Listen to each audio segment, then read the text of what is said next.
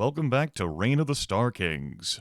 It is my duty, as the official historian, to the royal line, to House Ravenor, to maintain the record of the Emperor's reign, the official and undeniable history of their glorious achievements. Now, there are difficulties I have as the official historian, like, because my patron is the royal line themselves. If they wish for certain information to be memory hold and not reported in its entirety or totality, or in fact even present a fabrication, I don't really have any personal power to, you know, I don't want to be executed. I want to keep my position. It's a big deal. I want to make sure the position stays in my family. For I, as the official historian, probably don't live forever, but maybe with enough rejuvenation cycles, I do. To that end, I turn towards the unofficial histories. What is it that those not burdened as I am have to say about the situation?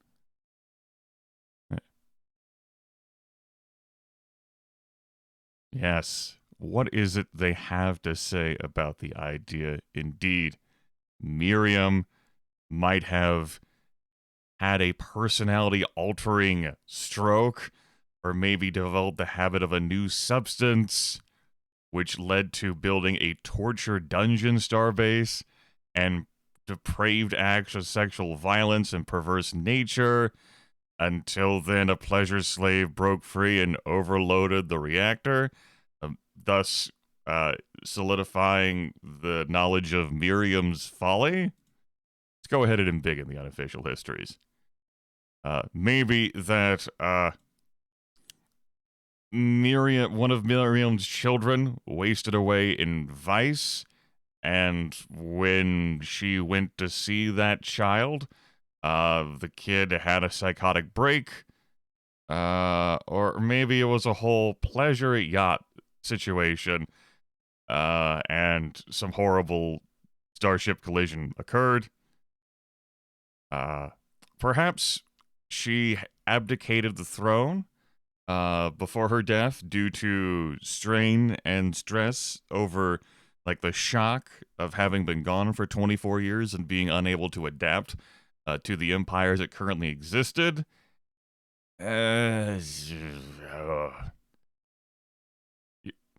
She could have lived a quiet life. Maybe she never personally did anything bad, but so many rumors spread, particularly after she was gone for so long, that they could not be escaped. Slowly pushed out of government. She uses her imperial allowance to build a pleasure playground for herself at a once pristine garden moon. And the builder sobriquet that she is known for is actually a negative one, a blemish upon her record. Not just reflecting, to a small degree, reflecting on the starships and the star bases she sought to craft for war with the Orion Collective, which she was cheated out of, but really her designs in building a place for herself after her husband and Bran, who oversaw the empire in her absence, and really the Imperial Senate / Council / whatever pushed her out of power. Maybe she really indulged. Maybe her vice was in killing others. Maybe she started snorting space dust due to incessant migraines after the temporal anomaly. Maybe it was because she failed to fulfill her mother's vow.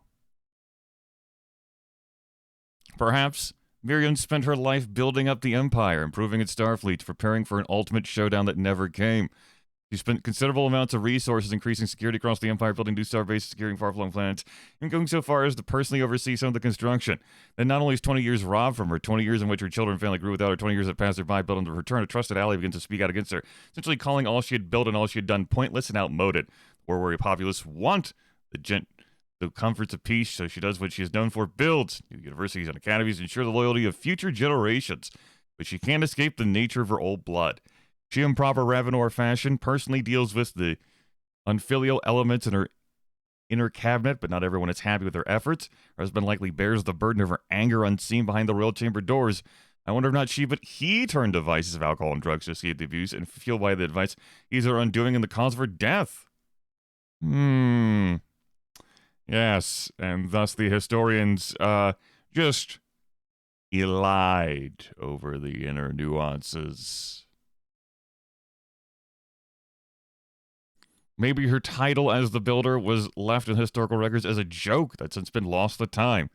You had many great plans to fortify and defend the Empire. Those plans may have been complete in her absence, and she was named the Builder in memoriam. Of course, when she comes back, there's so many official records that would need to be altered and rewritten that the title could have simply been left as it is. Her vice, easy enough, she died still wanting to go to war, and had to turn to something to cope. Those were... I appreciate the unofficial histories and guidance as to how the hell centuries, if not millennia from now, for all time, people remember her as the Builder. As opposed to, say, something like the Absent. I think here, we're going to write the official historian at request of the royal line cannot elaborate on Emperor Miriam's death.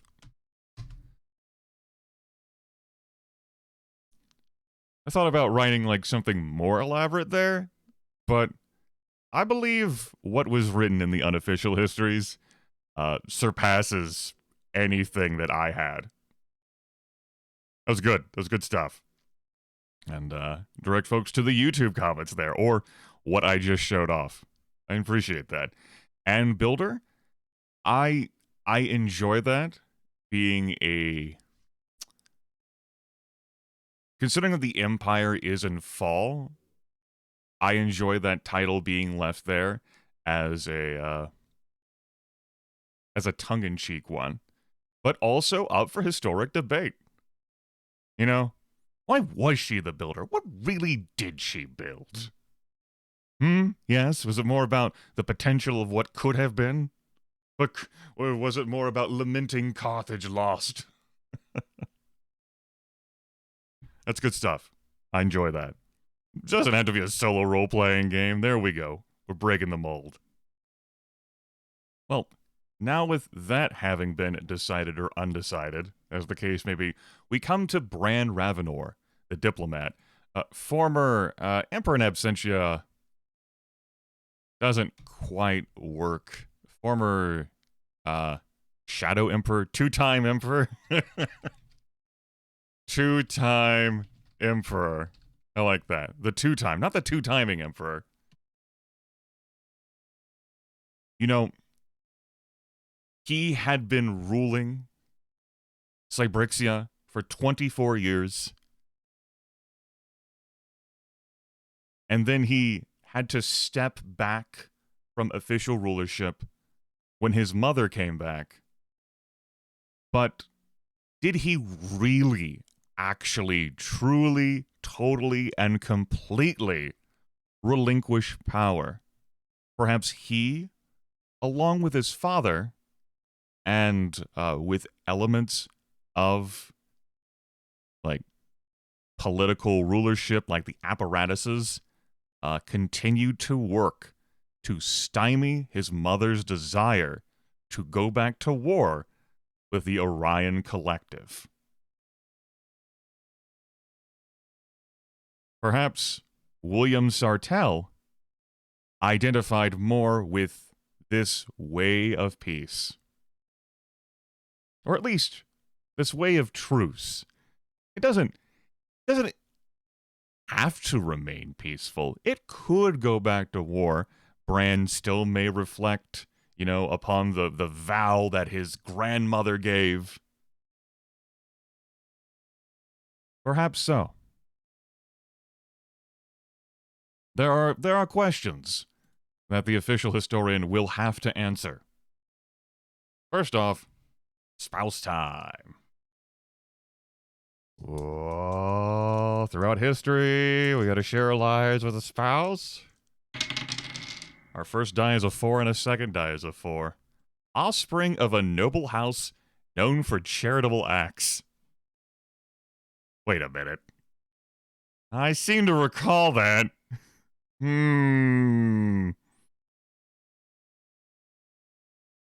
Yeah, it was a distant cousin known for charitable acts. Okay.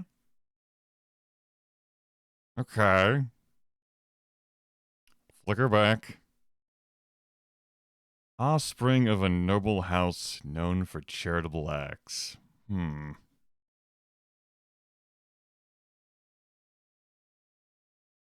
Offspring of a noble house for charitable acts. Offspring of a noble house known for charitable acts. So this helps to, get a better sense of Bran's, personality and motivations. This marriage occurred during Miriam's absence. It was brokered by Bran with the guidance of his father to help solidify his reign by marrying a... Oh, okay. Yeah, all right. So the the spouse is going to be named Ari Sartell.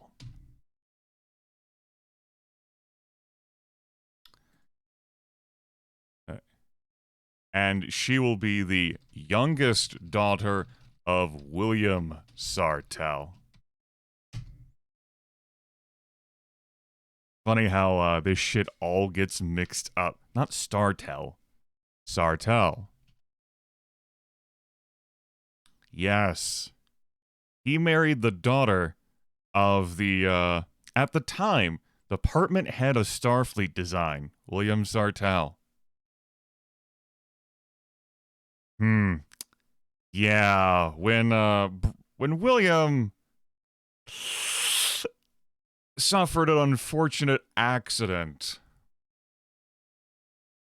Bran and Aerie knew the truth. They know.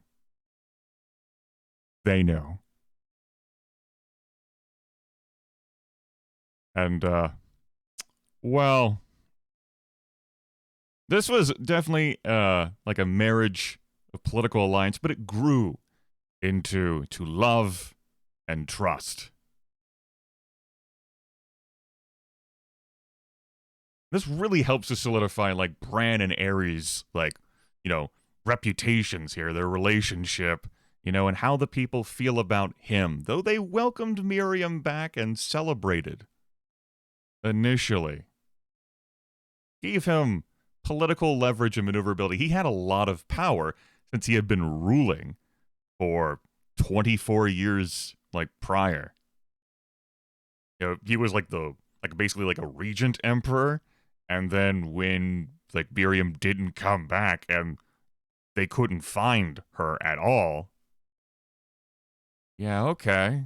Okay, also that is a 23. Let's make that a 24. I think I made it a 23 because it was there.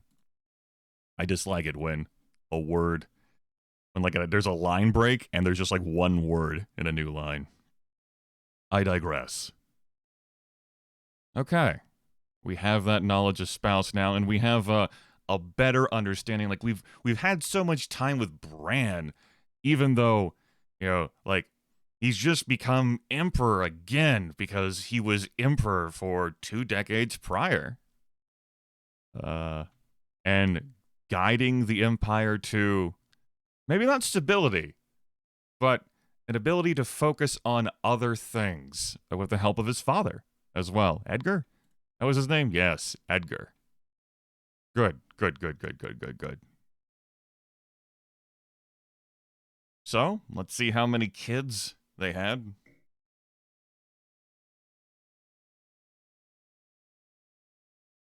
Now, how succession is working is the parents choose their favorite child that, based on merit, for the most part. How does one define favorite, right? I roll 2d6 and then subtract 1d6. We have 7, so we're having at least one. 7 minus 3. 4 kids. All right. Whoop. Whoop. We can do 4. The power of 4 kids. Okay.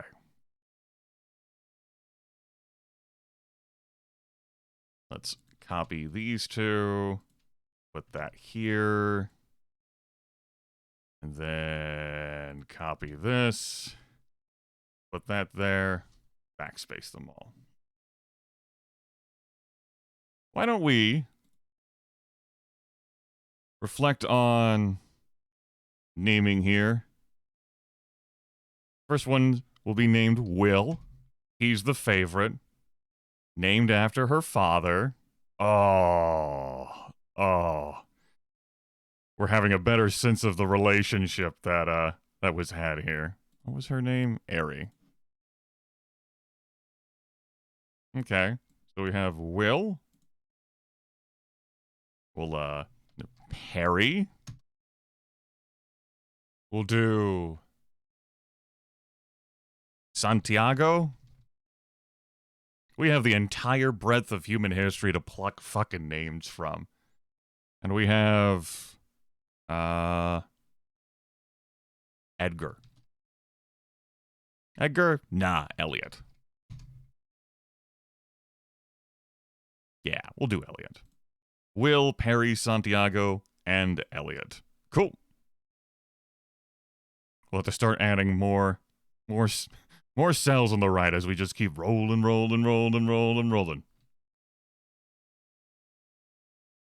It does it for that.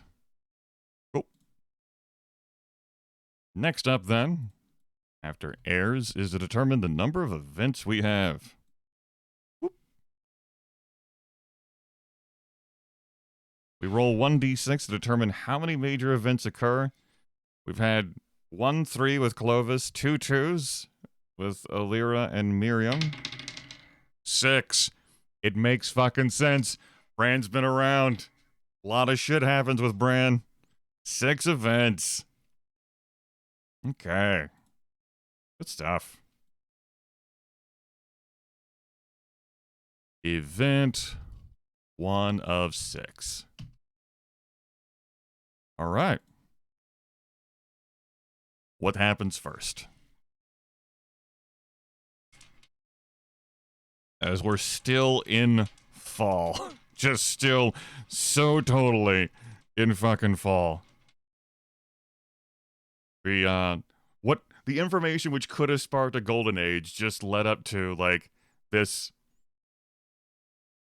empire, just this newly forged and formed and conquered empire not being able to fucking handle it. But I did like the suggestion from the Unofficial Histories that there's a golden age happening, like, on the fringes of the empire. But the actual homeworld itself and, like, the core planets, the core sector, is having a real bad time. Okay. How do I interface? That's how we interface.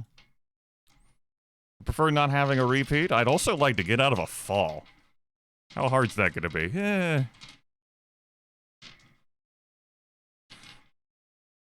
First die, second die. I'd like to see no repeats. See where the road takes us. 1 and 2. Planets close to the edge of the Empire make it known that they want their worlds to become independent.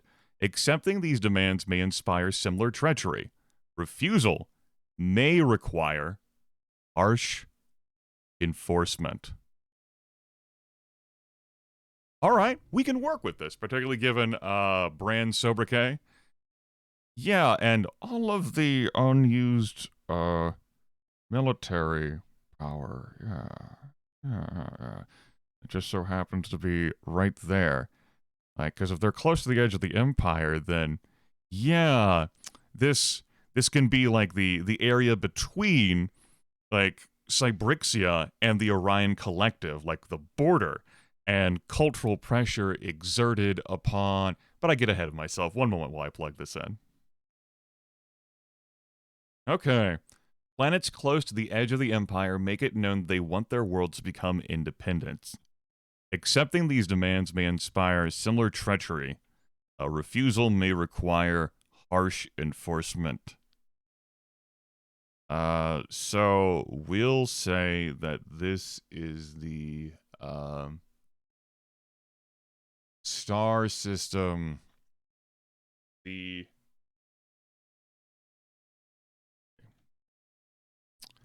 5 planets within the star systems of Tychos, Aurelius, and here.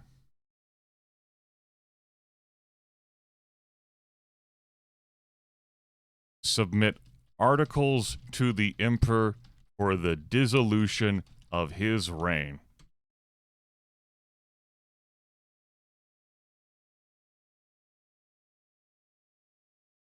His reign. Asserting that he... Now, we'll just use lowercase. No longer submitted articles. We'll use past tense here. Asserting he no longer held power. Asserting the homeworld no longer held power over them.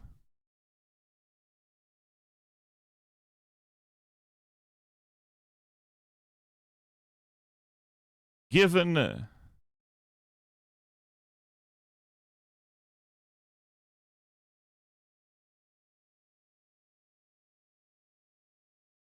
how do I form this?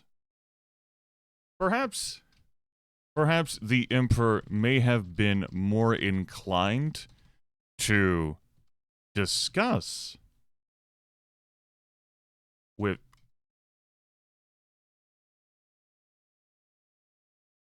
who here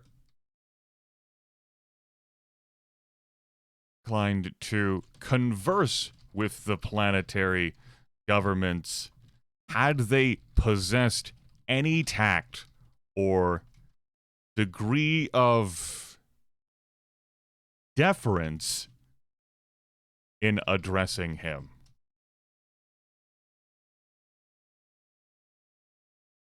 Or if the star systems were not directly bordering the Orion Collective.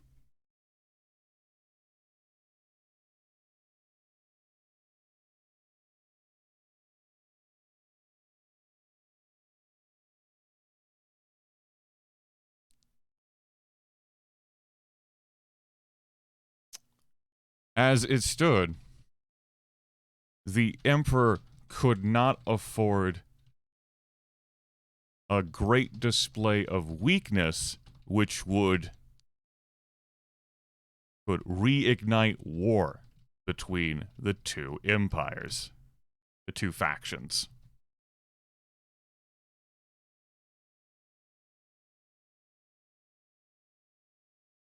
And he would not sit idly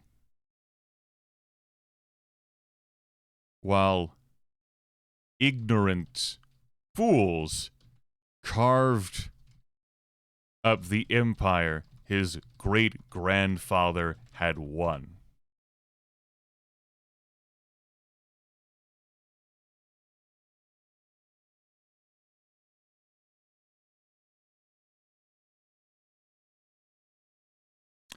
The new class of officers rising from the academies his mother had built were allocated with unmothballed vessels and bases to the offending planets.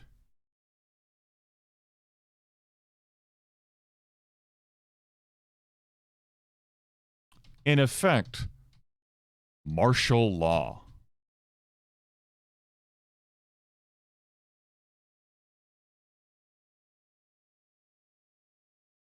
It was the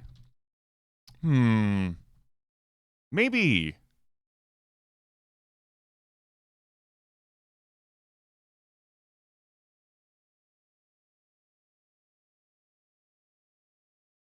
no, this doesn't quite fit Bran. Let's pull that last sentence back.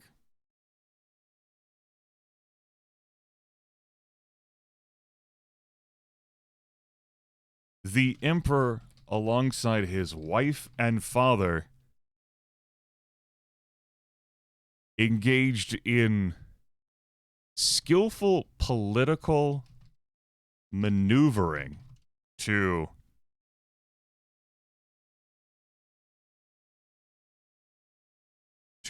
force the offending governments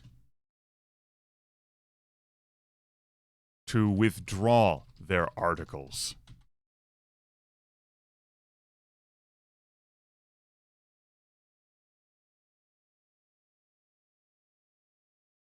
Trade, the free flow of trade and communication isolated the worlds.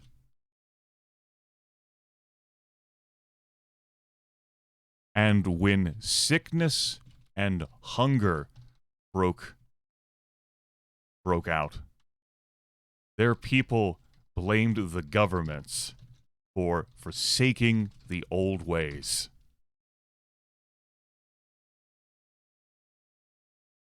Indeed, the planets swiftly fell back in line,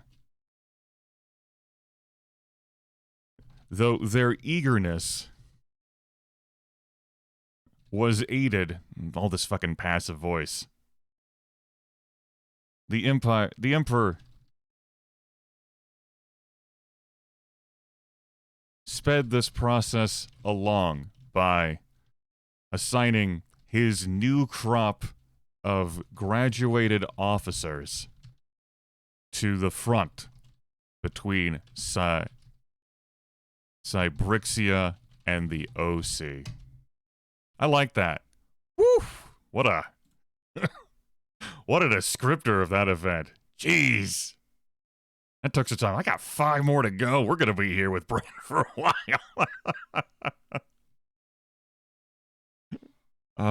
Already tapping the creativity here. Let's see where else the story is taking us with Event 2 as a train approaches. The fall proceeds. 2 and 6. Our spy master has disappeared. Military advisors fear he has defected to a neighboring power and could reveal secret information. His family have been found and claim to know nothing of his disappearance. What should be done? How will our diplomat or our diplomatic family handle this situation? One moment. Okay. Our spy master has disappeared. Military advisors fear he has defected to a neighboring power and could reveal secret information. His family have been found and claim to know nothing of his disappearance. What should be done? Despite assurances from the royal line, the office of the official historian, maybe I should make that a proper noun, report with some reluctance that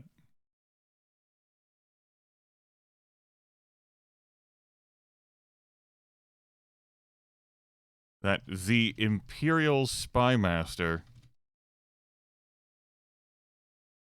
name name redacted,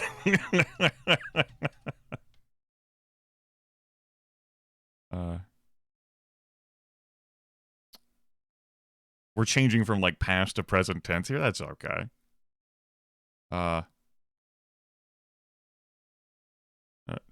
Went missing for unaccounted for 1 standard year.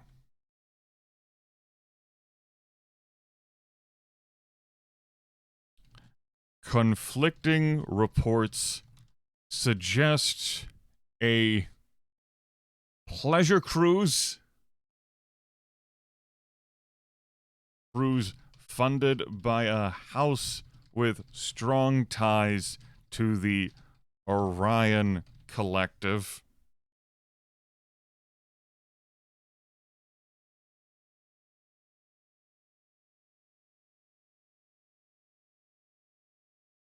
They also suggest a dereliction of duty and a personal pilgrimage to Erebus.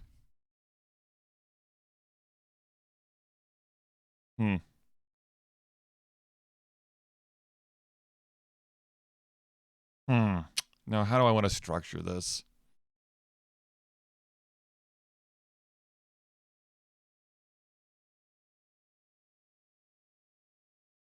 Conflicting reports. I mean, if they're conflicting, then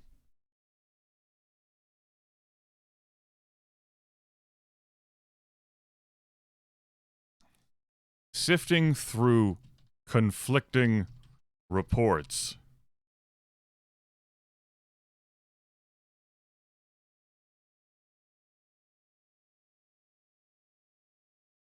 After sifting through conflicting reports and interviewing witnesses, the official historian and official history's position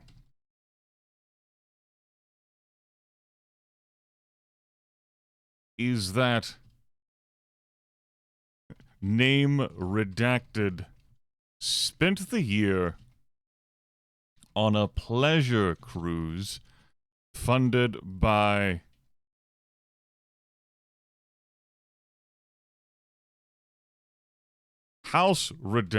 name redacted, a mercantile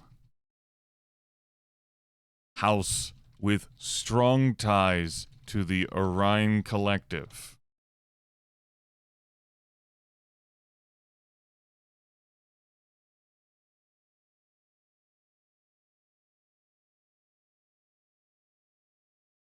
The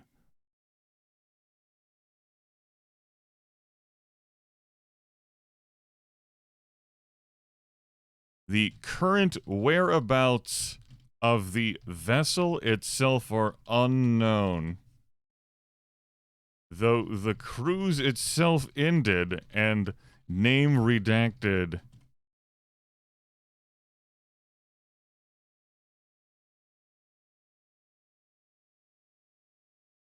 has since been received once more by the Emperor. That doesn't matter.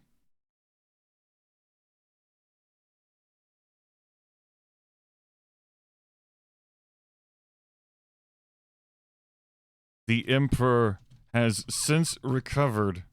No. I don't want to phrase this.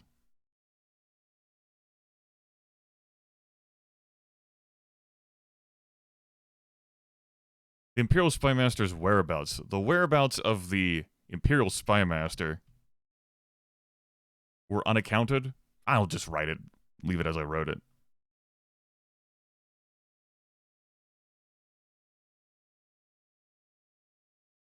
The official historian's position is that pleasure cruise funded by name redacted mercantile house with strong ties. Further inquiries have been submitted.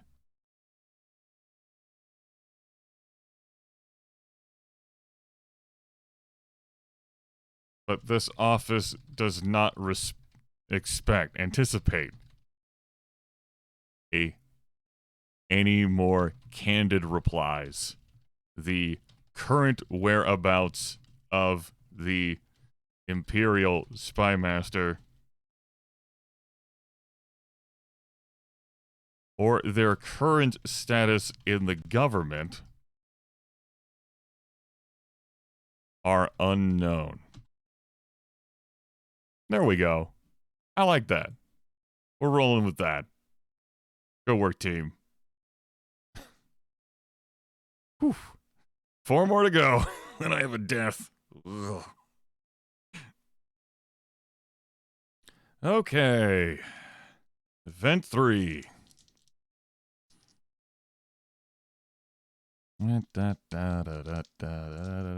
No repeats, please. I will adjust numbers if I have to, damn it.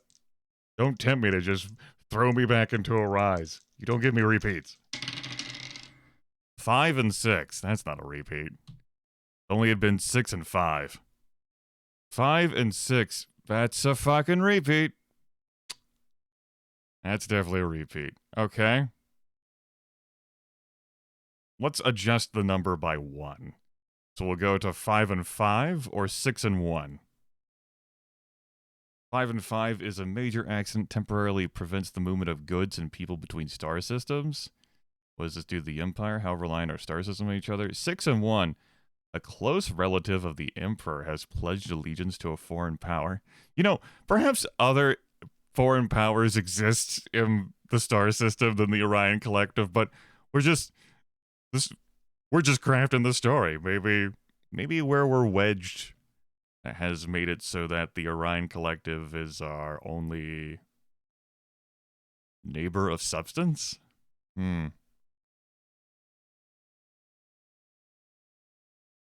6 and 1 fits better given the diplomatic themes here.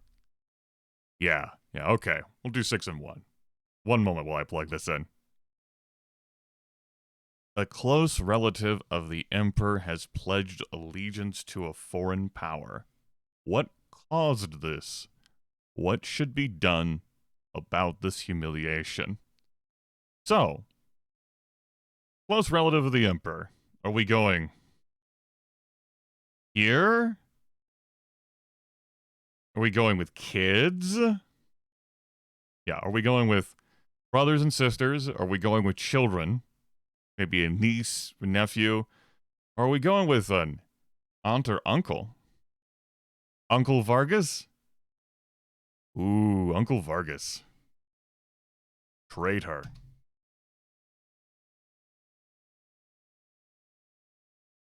I like that.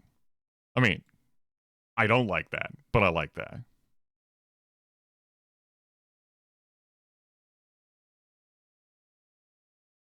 So, I'm going to say it's not the Orion Collective then, because of the prior generation's hostility toward the Orion Collective.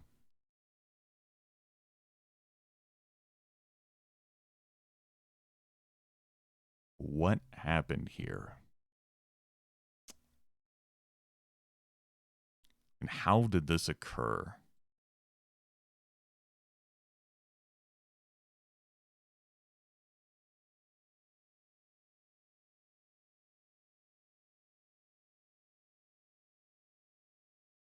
Vargas Ravenor,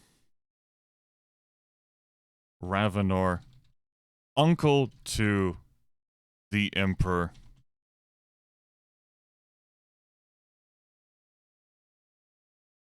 became disillusioned, dissatisfied, aggrieved, became aggrieved by the loyalty programs. Okay. Once held... What if he was like a provost of one of the academies?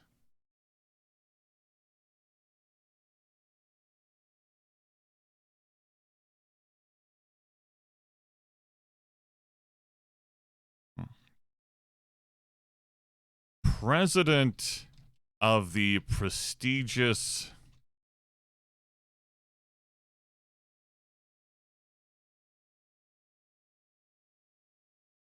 Tychos 4 Military Academy and uncle of the Emperor,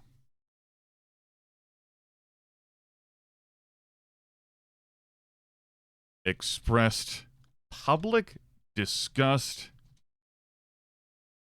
repeatedly expressed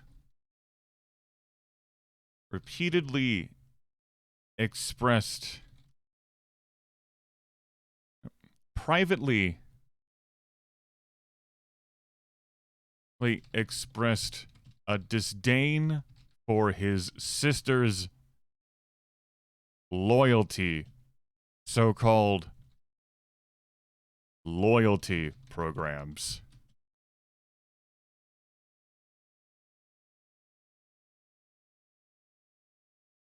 After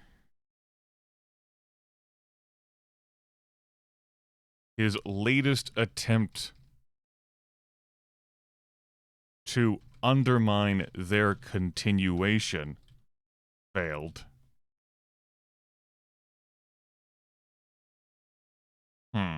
No.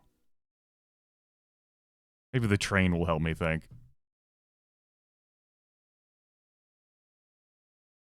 Really expressed disdain for his so-called... His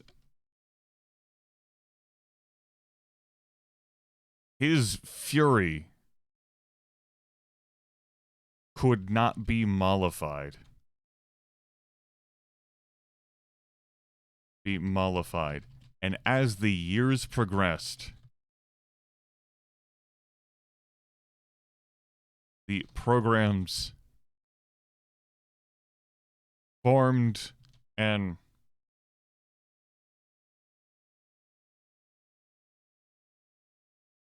severed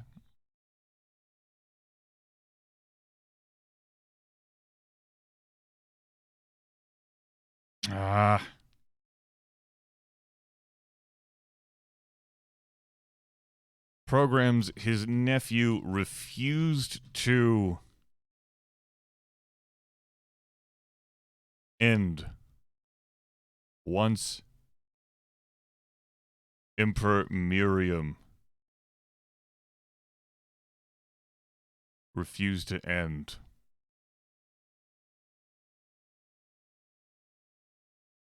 I'm trying to collect my thoughts here about how I want to structure the consequences, the play out of this event. And it's Vargas. He's president of a prestigious military academy, uncle of the Emperor, and he was disdainful of his sister's so-called loyalty programs his nephew refused to end.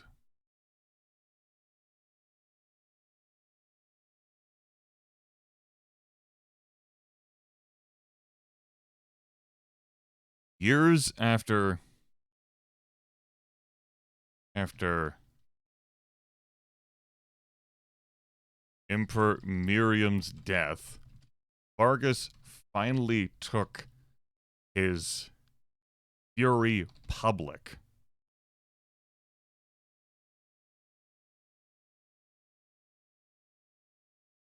He outmaneuvered imperial predators, accountants, and siphoned the university's funds. I want to talk about like how he like stripped the university of its wealth and led like a class of students with him.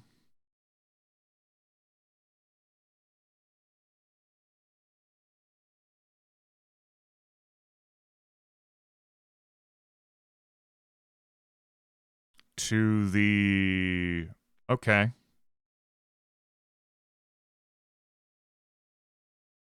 Like by leaving with a considerable sum of the university's funding and an entire class of newly trained imperial officers. His final destination? The Benedek Security Consortium, a mercenary force operating in the sector, in the galaxy, in the galaxy. Of course, operating in the galaxy.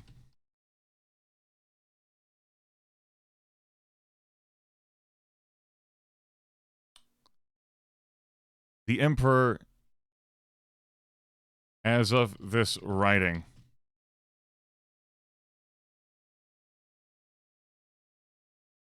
the Emperor has taken no public action against. No. The Emperor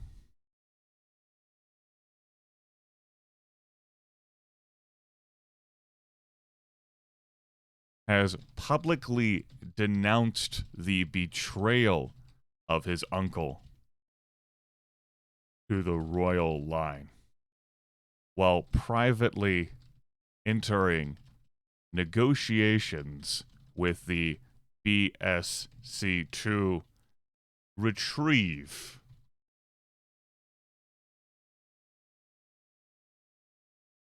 some of the lost assets. At least some of the lost assets. At least some of the lost assets. Okay. I think that's where I want to take that. That's half the events. Thinking about doing a separate video. No. It's no. Well, let's keep it rolling. The video length though is gonna be like, holy fuck. You will know. You will know that Bran had one hell of a time. Next event. Going to event 4. So much more left to do. 2 and 5? That's a 2. 2 and 5. A powerful political group demand the destruction of an everyday technology, claiming it is dangerous. Pandering to them will increase their support for the Emperor. Deny them and they may take matters into their own hands. Hey. One moment. A powerful political group demand the destruction of an everyday technology, claiming it is dangerous. Pandering to them will increase their support for the Emperor. Deny them, and they may take matters into their own hands.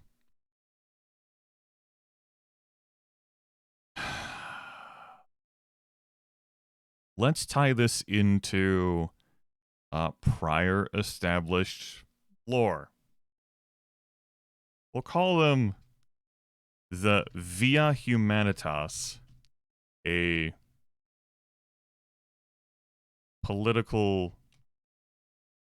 powerful political group consisting almost entirely of navigators, made the following assertion to the Emperor.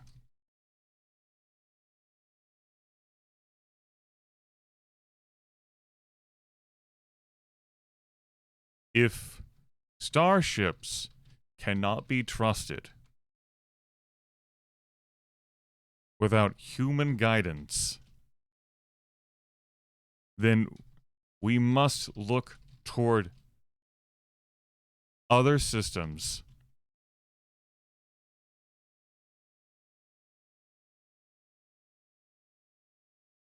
for the advanced, how did I phrase this?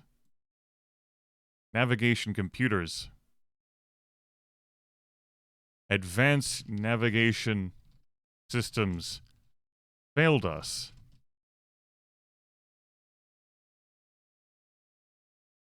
Then who is to say what other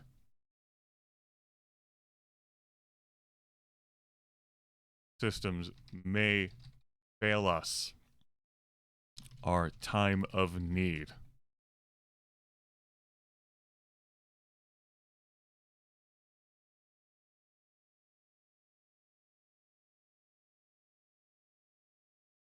Vehicles have piloted themselves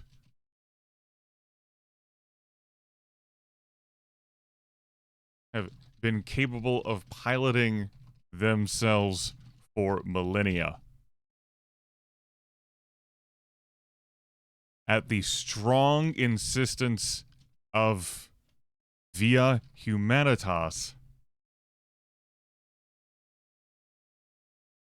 the Emperor has outlawed auto-piloting craft. Any auto-piloting craft containing a human. Vehicles cannot be trusted to guide themselves.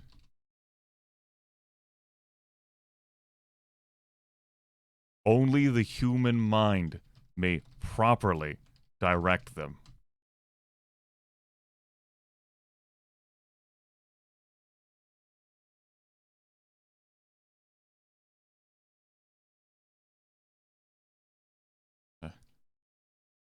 The directive obviously could not take effect immediately, nor could it be enforced unilaterally across the Empire, the worlds.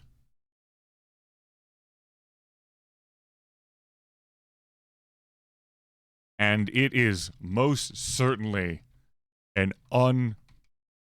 unpopular change with many factions.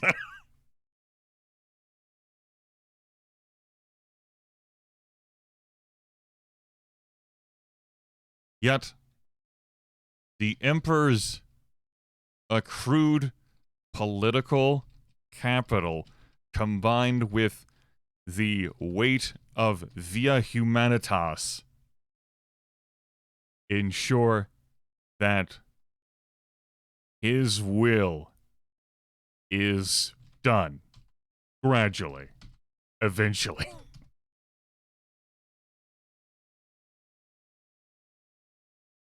Official historian is probably fucking drunk while writing this paragraph. There's some tone shifts there. There might be some editorial cleanup after the fact, or maybe that one gets through. What the fuck? Okay. I didn't know that was happening when I started that. All right. So the Navigator cast basically says, like, all right, like, starships can't drive themselves, but what about all of these other craft that we have driving ourselves? You know, what if they fail too? Think of how dependent the lifeblood of everything is on all these transportation vehicles piloting themselves with just like numbers plugged in. And think of how catastrophic it'd be when those systems fail. We just need more navigators. Just put in some more navigators. Just navigate everything. You know, you just gotta have some pilots. It's fine. It's fine. It's good. It's fine. It's fine. Just trust your local friendly navigator. Yes. And the Emperor's like, fuck it, fine. Just like his wife, his dad's probably dead by this point. Like, and his close counsel are like, we could really use the support. We've been through a lot right now. Just, yeah, this fight's not worth having. This can be a future Emperor's problem. I'm good. Totally good. And Navigator's fully on board, fully support the royal line. And who knows how that could be leveraged in the future. Yeah. 2 more events and a death. Okay.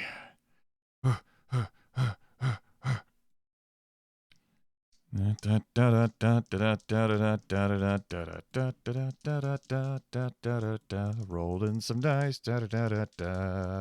Yeah. 6 and 6. I saw that ricochet happen. Boxcars. All right, we followed the Via Humanitas. We did it. The heart of the Empire is destroyed when a black hole appears, suddenly wiping out billions of lives. The Empire is reduced to a shadow. Was this a deliberate attack with a terrifying new weapon, an experiment gone wrong, or the chaotic nature of reality? Will the Empire ever rise again? Ooh, I got goosebumps. Ooh, okay. Well, this ends the fall. Good news.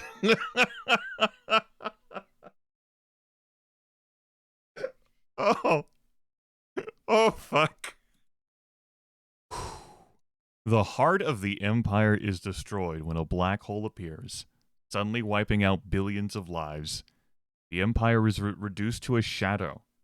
Was this a deliberate attack with a terrifying new weapon, an experiment gone wrong, or the chaotic nature of reality? Will the Empire ever rise again? And while there's not a sentence that says, your Empire begins to rise again, I can only assume this means that we're transitioning out of fall into rise, much like how the other statements in Rise and Golden Age would lead to, like, transitioning between those two or into fall. Otherwise, that means that 6 and 5 is the only way to get out of a fall. And listen, I'm the one playing this fucking game, and I've fallen enough. Thank you very fucking much.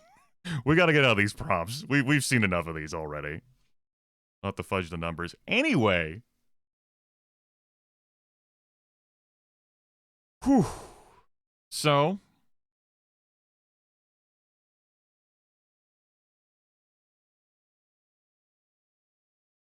I'm thinking 2 different lanes with the heart.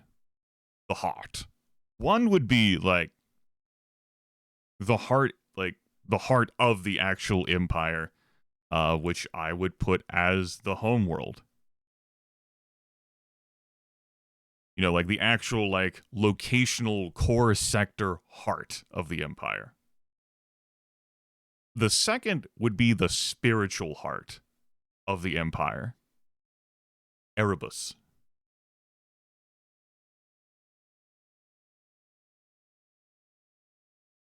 And I like that more. I think that's... We got into this fall by the people of the homeworld be growing bored and embracing like new moral choices and new leadership. So what way could be demonstrated that would cause like this fall to be snapped? And I think it has to do with the philosophers of the ancients. And unbeknownst to the Empire, the philosophers of the ancients had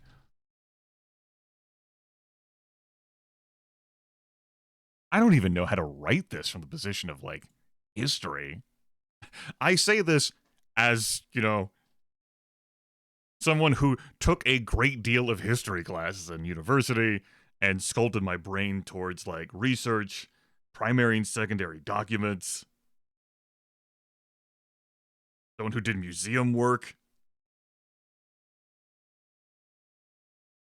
Like I am not among the uninitiated here. I'm trying to just conceptualize how the fuck this is even written. How do I structure these thoughts? Right. So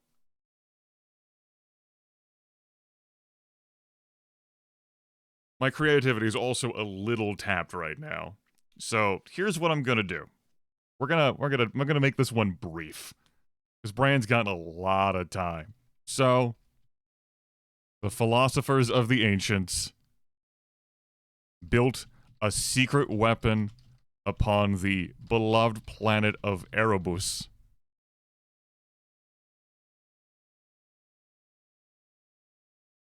A weapon to use against the homeworld itself.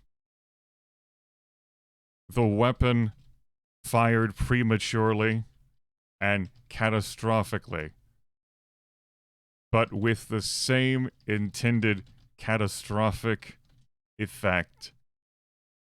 A black hole. It's rendered as one word? I don't like that it's rendered as one word. Which completely devoured all of Erebus. Erebus. The planet of Erebus.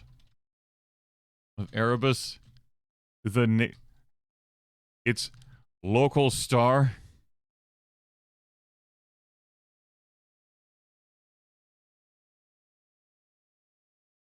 And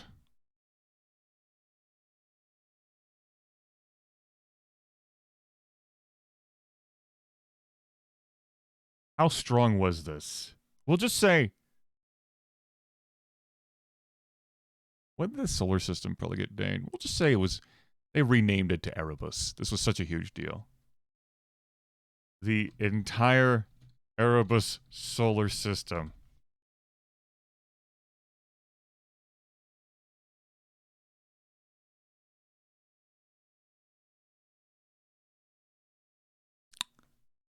The philosophers'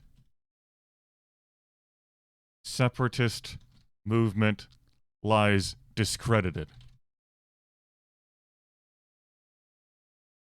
Is entirely to blame. No. Is discredited.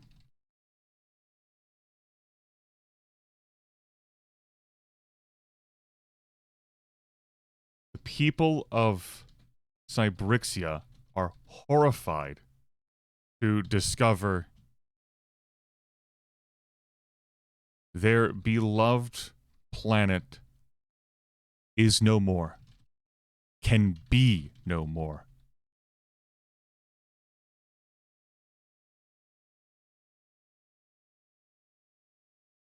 And they are terrified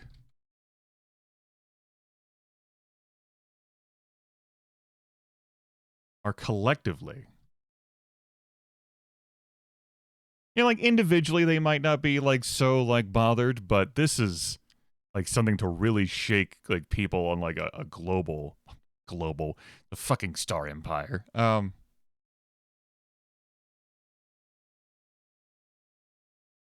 to contemplate what the philosophers, separatists, may have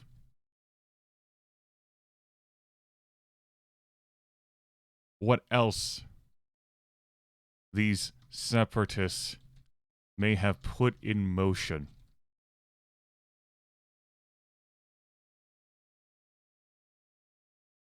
Academicians and politicians alike point to the rot which has set within the empire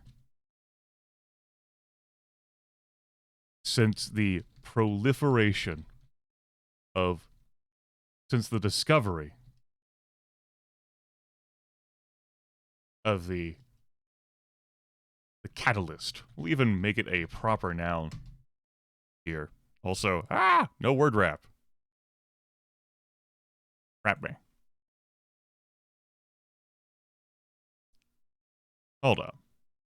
What are you doing?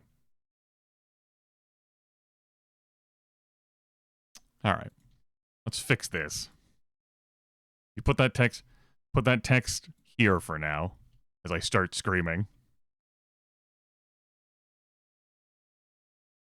Okay, you put that here. Great. Copy this, put this there. Empty that out. Whoop. There we go. And then copy this, put this here, backspace it.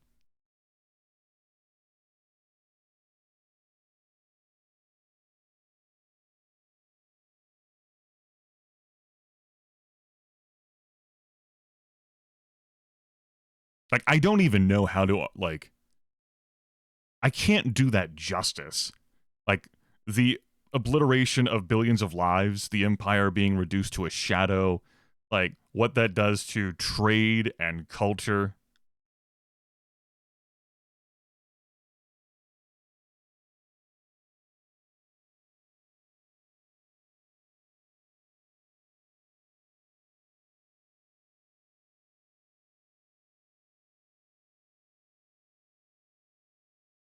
Yeah.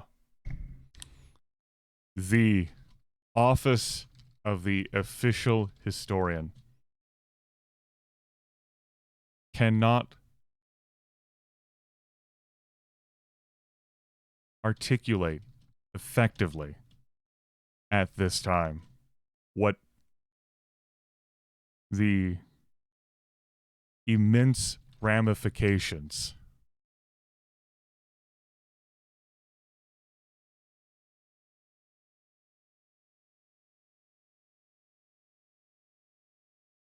cannot effectively articulate. I want to write effectively articulate. There's some piece of me that would be angry at structuring the sentence like that. Fuck him. At this time, the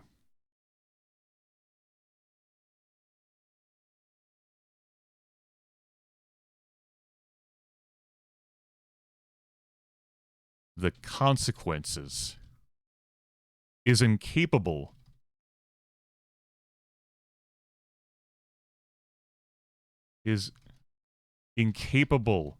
of evaluating the immense ramifications. The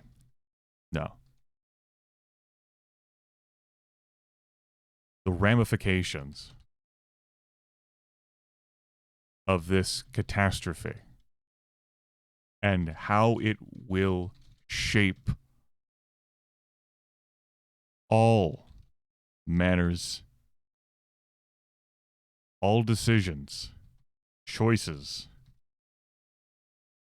and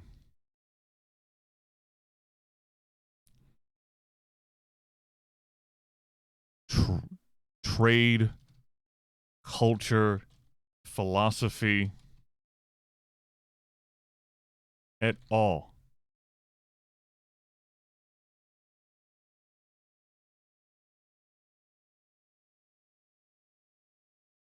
For as long as the empire endures.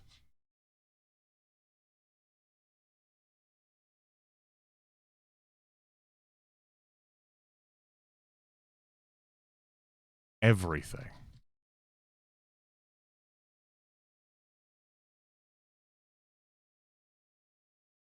May the Emperor protect us in these ineffable times. The philosophers of the ancients built a secret weapon upon the beloved planet of Erebus, a weapon to use against the homeworld itself. The weapon fired prematurely, but with the same intended catastrophic effect, a black hole which completely devoured the entire Erebus solar system. The people of Cybrixia are collectively horrified to discover their beloved planet is no more, can be no more, and they are terrified to contemplate what else these separatists may have put in motion. Academicians and politicians alike point to the rot which is set within the Empire, the discovery of the catalyst. The office of the official historian is incapable of evaluating the ramifications of this catastrophe, and how it will shape trade, culture, philosophy, everything, for as long as the Empire endures. May the Emperor protect us in these ineffable times. Ooh, I'm actually got teary-eyed there. Whew. Oh, man. Emotionally draining for me.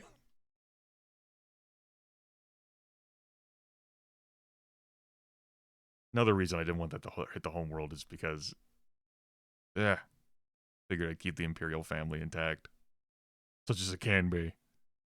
Such as the Empire can be. Okay. One more event, and then a death, and then the sobriquet of the next Emperor. I think the series is gonna need a pause after this episode. I think I'm gonna need a fucking timeout.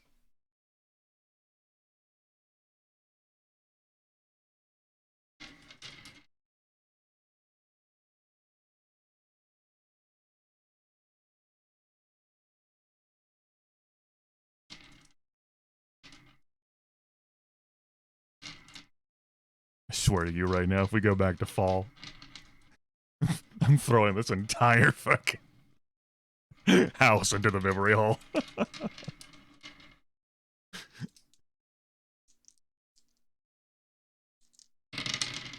Grimith, well, I'll just show you the video capture. 1 in 3. Didn't get to see me roll, but, they're there now. They live there. The Emperor's closest relative gathers a mercenary fleet to launch a claim on distant sovereign worlds. Providing support could enhance our power or drag us into an unwanted conflict. Closest relative, huh?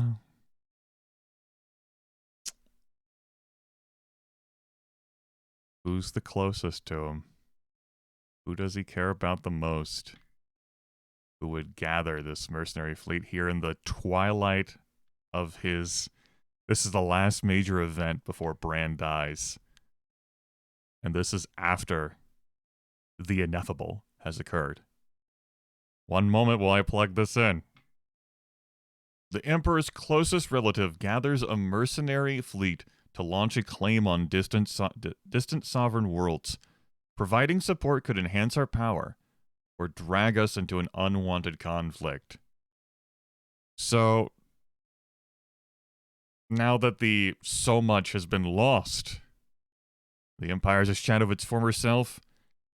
How will the Empire fix itself? We're gonna channel Great-Granddaddy Clovis. Clovis the Conqueror. Okay, so...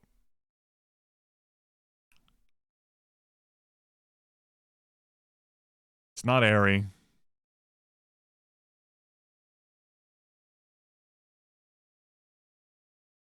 It's not... Is it Will? In the spirit of great-grandfather Clovis, whose beloved child and heir, Alira, went out to find her own fortune and claim. Maybe it is Will. Maybe that's how we work on telling the story. We get a sense of, yeah. I mean, he is the favorite. It makes sense.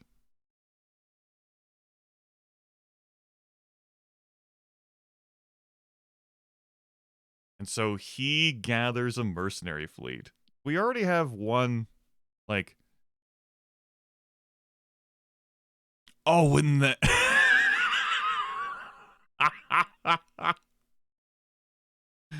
Yeah, but no, I feel like this is... Like, this is a new mercenary fleet that has been formed.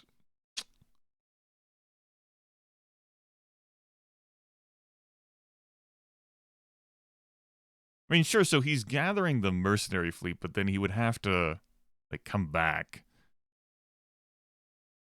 and maybe leave the fleet in charge to someone else in the family.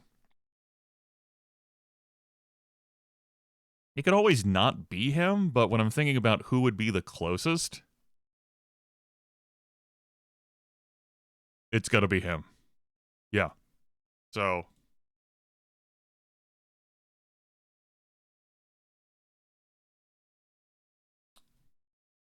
In the twilight of the Emperor's years, and with the ineffable, still firmly entrenched within the hearts of Imperial citizens.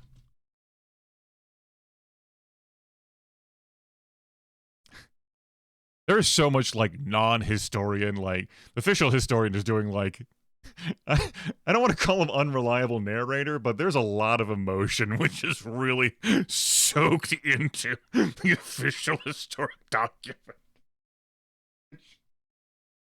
Has definitely happened. Like, that's not a novel concept, but whew.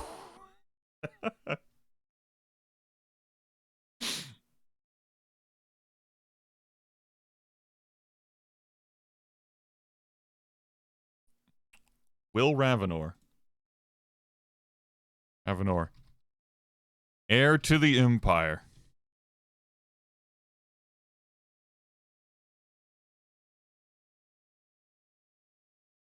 Accumulated funding and manpower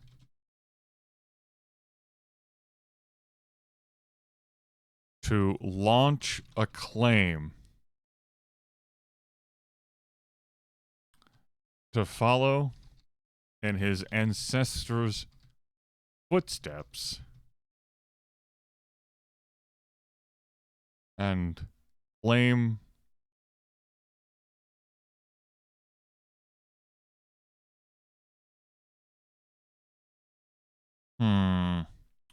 So you could see how this would be like a separate like vassal state or a satellite if someone else were leading this. But instead it's like Will himself going out there to add to his territory. Get some experience and do something to be seen by the people as taking action, as doing something, because he's politically savvy. You know, he could not live in, his imperial household with his parents as they were without realizing the need to take action.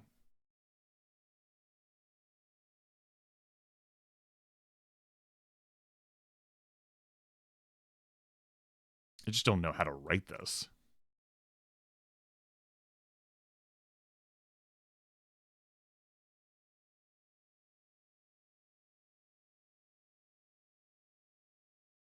His creation,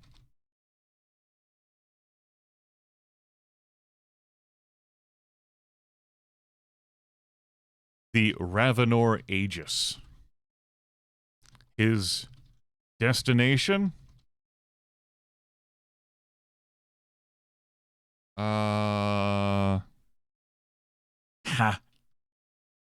the Persephone star system on the other side of the Erebus black hole. Beyond. Beyond implies that you would travel through it. But we'll just assume that you're not traveling fucking through the black hole. Beyond the Erebus black hole.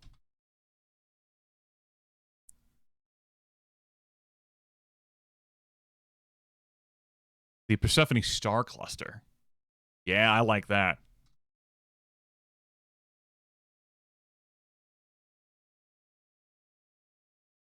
And that's suitably distant.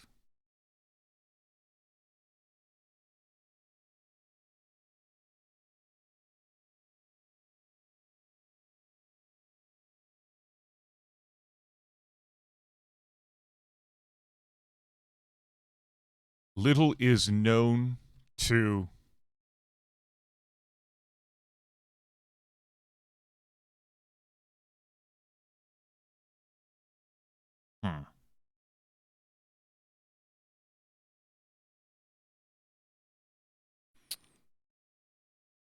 The Emperor wholeheartedly supported his son's venture.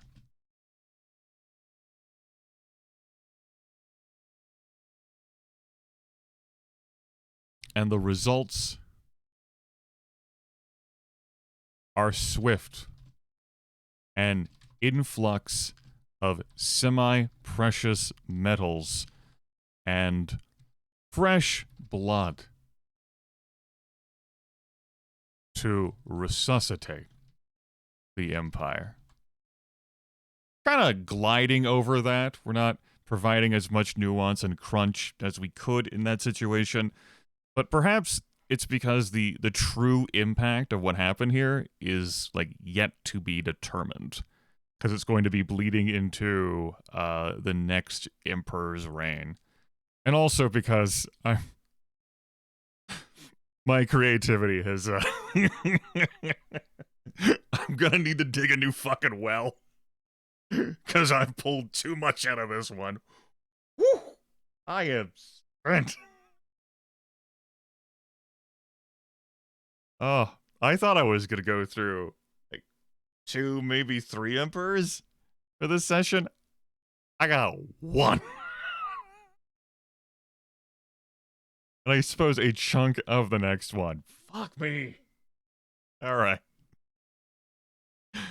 That's enough lamenting that. We have some hope to look forward to in the future. So we only have 1 point of dishonorable, so that's not 8. So we're not in dishonorable collapse or unstable or weak collapse. Now we gotta determine this guy's death. Bran. How does Bran go?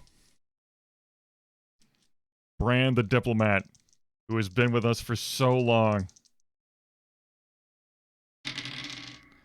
5 and 2. In a fire. Oh, Jesus. Just like the entire fucking empire is died in a fire.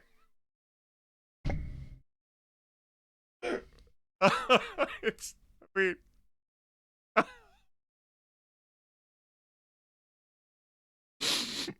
Oh, man. I'm so sorry, Brad. I don't mean to belittle you like this. Died in a fire. I can't write the description for that right now. I can't fucking write it. Shit.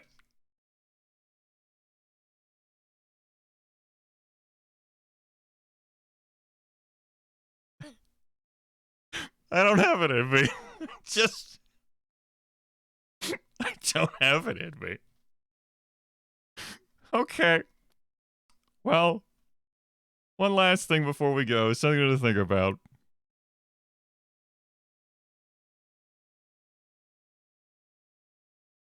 Flip back here. When future peoples read the official histories and the unofficial histories and all the other histories in between and think back to Emperor Will Ravenor, what will his, sobriquet be? The phrase, the descriptor assigned to him. 2 and 4. The Tyrant. Really, really took after the ancestors, huh? Take care, everyone. Hug your loved ones. I'm gonna...